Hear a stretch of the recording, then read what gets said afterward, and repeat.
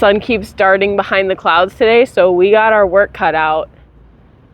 So right here, it's not a matter of the paint being too dark, it's a matter of the sun being behind the clouds. All right, now that the sun's back, it's way too yellow. This is literally a game of cat and mouse with the sun right now. I'm not even worried about the Ferris wheel moving, I'm worried about the sun and the clouds. It might actually be kind of fun if the Ferris wheel did move. We will have to address the sky color, but I kind of want to sketch in the Ferris wheel part first. And I have to keep coming to check. I'm probably getting too specific with the carriage this year. I'm just trying to get my proportions in though. It's kind of hard to know exactly what's where on this thing. It's different when you're at home in a studio, you know. My concern is that even if we get this carriage, we're never going to get like a blue sky, and I can't turn this to cloud all of a sudden. The white's not going to cover over that blue. If only we could get the light to be this stable for the rest of the illusion, but I see more dark clouds coming. That roof actually looks really good. It's kind of hard to focus on this when I'm worried about the sky later, but we do what we can. The actual color of it is like a cad yellow, but in this shading, there's the allergies again. In this shading, it's going to be more mustardy. Oh boy. There's the sun again for a moment.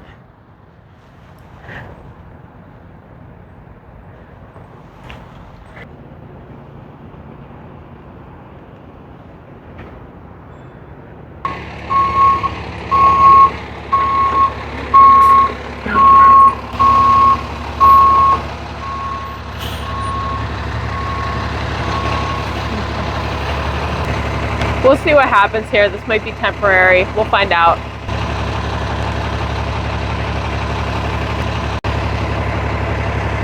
It's temporary. We're good. It's like a propane truck that's probably like filling some of the different stands over here and stuff so they can cook all the food. That actually looks so cool. I love seeing the floating Ferris wheel over the truck.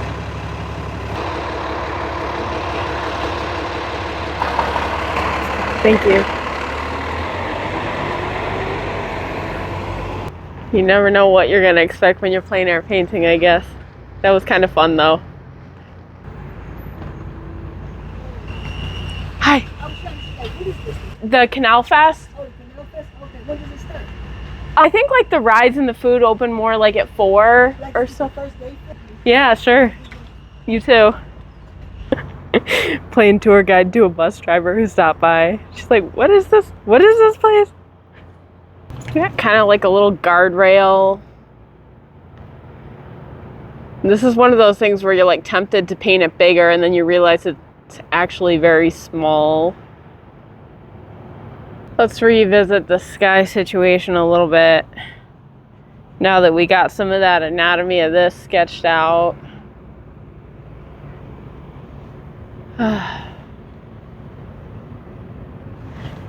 The way the clouds are, I feel like I might have like 20 minutes to finish it if I was actually able to before more big clouds come in. We'll see. Let me just focus and try and get this done, right? When the clouds are gone, I'm gonna have just a couple minutes to touch up the color of the sky, but after that, there's not gonna be time for much else.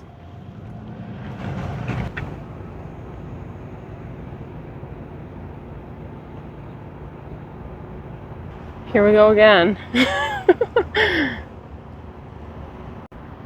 Trying to get my end shot, if we can just get this group of clouds to pass, maybe.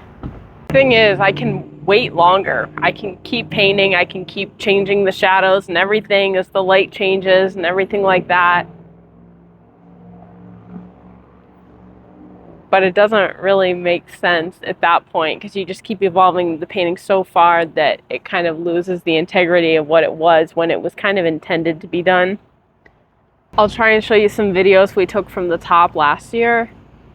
We were both a little nervous with the heights. I'm not usually afraid of heights, but it's just very rickety. I feel like it's just like a tiny bit less stable than maybe a bigger one at an amusement park. It's hard for me to accept that I'm not going to get the perfect lighting. Let me see if this works. Wait a second. That looks really good. That actually looks really good right there.